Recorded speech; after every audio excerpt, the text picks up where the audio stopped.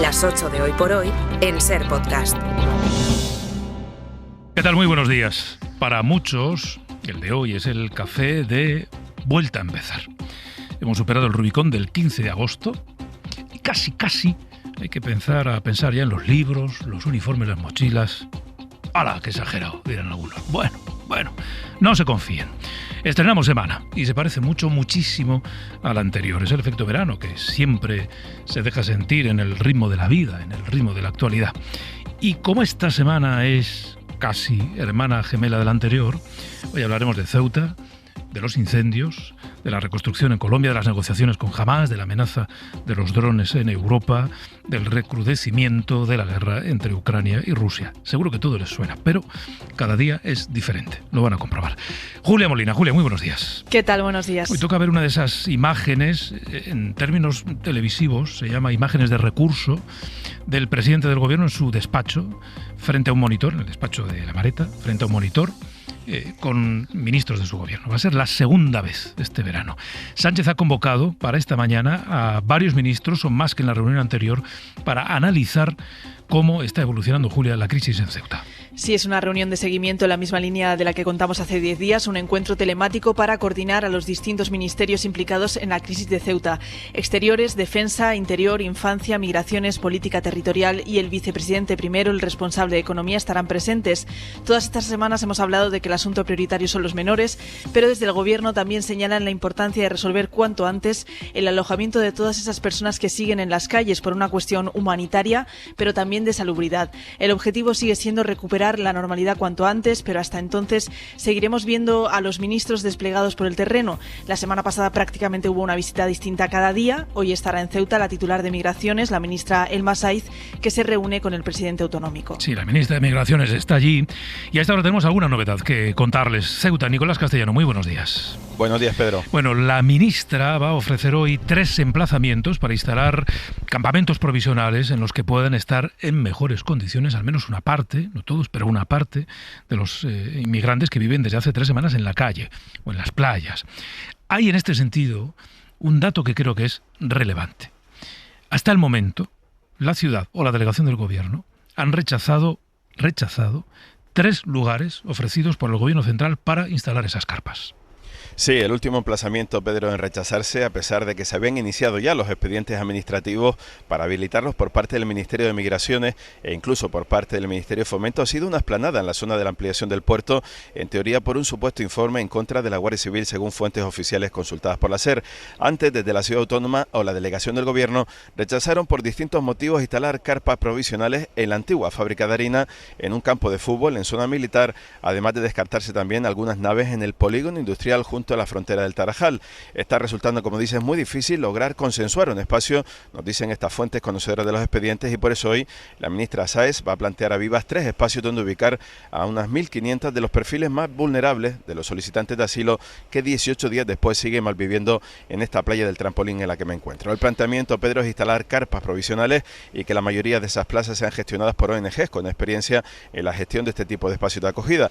Todo esto después de nuevas protestas en las últimas horas, especialmente de los solicitantes de asilo marroquíes que están empezando a recibir notificaciones negativas a sus peticiones. Esto le ha pasado ya a 500 de los que están aún en el SETI y que habían entrado antes del 30 de julio. Según ha sabido la SER, Pedro, 28 de estas personas han pasado por comisaría en los últimos días a solicitar su renuncia a continuar con esos expedientes de asilo y se han vuelto voluntariamente a Marruecos este fin de semana. El dato que aportamos esta mañana es relevante, por tanto es muy relevante, porque sigue habiendo miles de personas, muchas de ellas son menores de edad, que duermen en la calle, tirados en polígonos industriales o en la playa, algunos de ellos en el monte, ahora nos lo vas a contar.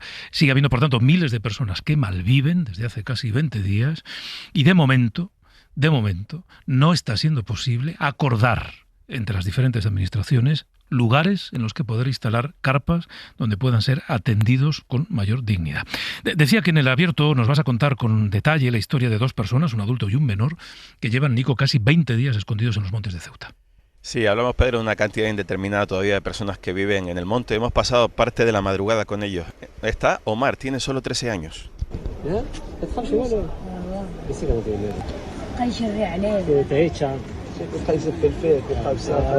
Habla malamente contigo y eso queda. Dice que tiene 13 años, que le echan, que es de Tánger, que quería ser peluquero y que tiene miedo a ir a un centro de menores, Pedro, porque ha escuchado que quieren echar también a los menores. Walid, de 27 años, lo está protegiendo. Dice que se ha pegado 3 días en el monte sin salir, sin agua y sin nada. Trabajaba de hamaquero en la playa de la Restinga, en la costa de Tetuán. Prefiere morir de hambre, dice, que pedir dinero. Nos ha contado de madrugada en una ubicación indeterminada. Siguen miles de vidas deambulando aquí por Ceuta. Luego volvemos contigo en el abierto, Nico, para ampliar esta historia y también la noticia y los datos que nos has aportado.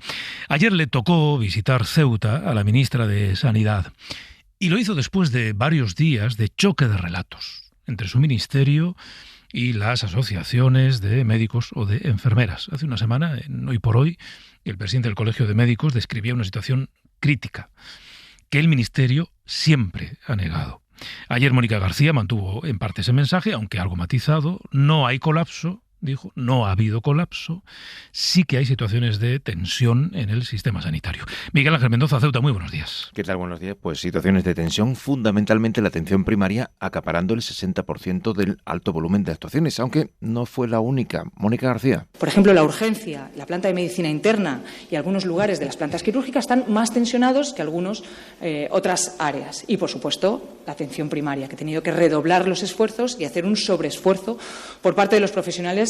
Una visita, por cierto, mirando hacia adentro, con delegación y responsables de la Ingesa, también hacia afuera, con la ciudad, para demandarle espacios que permitan alojar a los migrantes y permitir, por tanto, una mejor atención, con un mensaje de tranquilidad a la población ceutí, a pesar de registrarse 2 casos de tuberculosis y pendientes 18 pruebas. Y cita con colectivos y sindicatos. Con el Colegio de Médicos reivindicaban esta visita, se le planteó tener en cuenta la crisis tanto humanitaria como sanitaria. Se ha declarado, recuerden, en nivel 1 de emergencias y catástrofes y no se dejará de lado, de hecho, una posible epidemia de salud mental, decía el Colegio de Médicos, por parte de la población ceutí.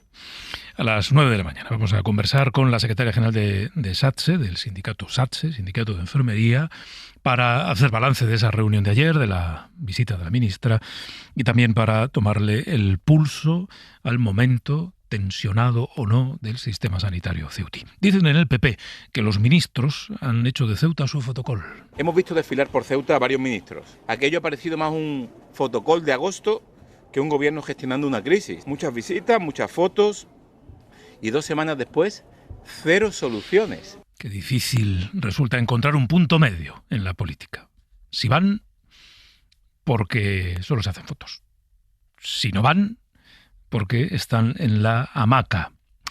Es verdad que es cierta la sensación que se transmite desde Ceuta, esa idea de que por mucha visita que está habiendo estos días de ministros, no hay grandes cambios en la situación en la ciudad. Y eso es cierto. Esta mañana les estamos contando que todavía están negociando en qué lugares se pueden instalar campamentos temporales para poder atender a cientos de personas. En fin, aunque la imagen ya la consiguió el PP la semana pasada, con la ausencia del ministro de Interior en la Comisión del Senado, que había sido citado y a la que no acudió, el PP vuelve esta semana a la carga. Va a haber hasta 3 ocasiones, Julia, de repetir esa imagen. Sí, una silla vacía en el Senado es la foto que buscan los populares y por eso, a pesar de que el Gobierno ya avisó de que los ministros irían primero a comparecer al Congreso, el PP mantiene en agenda 3 comparecencias en la Cámara Alta. Hoy los senadores acudirán a la Comisión de Exteriores, aunque el único punto del día es la asistencia del ministro Álvarez y no va a estar. Mañana harán lo mismo en la Comisión de Defensa, donde está convocada Robles, y el jueves en la de Interior. A Marlaska, de hecho, lo convocaron la semana pasada, no asistió, y el PP presidió igualmente la comisión para mostrar su enfado, y el viernes decidieron volver a convocarlo esta semana para mantener viva la presión. En esa cita del miércoles pasado solo acudieron los senadores de PP, Vox y Junts. El PSOE ya avisa de que se ausentará también de las convocatorias de esta semana.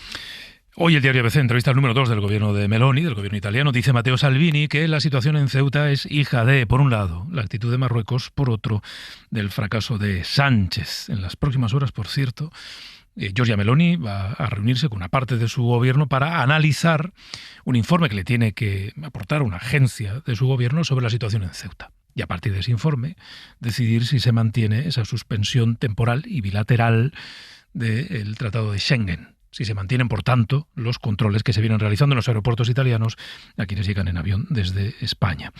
Y en este contexto está llamando poderosamente la atención la estrategia que está siguiendo la presidenta de la Comunidad de Madrid. que lleva semanas, incluso ya casi un mes, compitiendo con la dirección de su partido en ver quién eleva más el tono contra Pedro Sánchez. Y además no solo por Ceuta. Resulta tan evidente que se necesita compensar la crisis del ático de superlujo comprado con dinero público, que hay momentos en los que la crítica ha entrado de lleno en el terreno de la sobreactuación. Este fin de semana, Fiestas de la Paloma, Madrid, volvió a la carga. Radio Madrid, Javier Alonso. Buenos días. Ayuso ha dejado patente este fin de semana que hay cuestiones que no puede o no quiere explicar. El sábado le preguntaron por la judicialización del caso ático y se dio mus. Pienso que en una España que está siendo literalmente invadida por Marruecos, donde Sánchez no está dando solución a nada. Y ya va para un mes de evasivas sin explicar su gestión del dinero público, pero de charco en charco, fiel a su manual de estilo, tratando de agitar alguna polémica que deje en segundo plano que aún no ha explicado quién dio la orden de gastar 6,3 millones de euros de todos los madrileños en un ático de lujo, o por qué esto se hizo de forma opaca.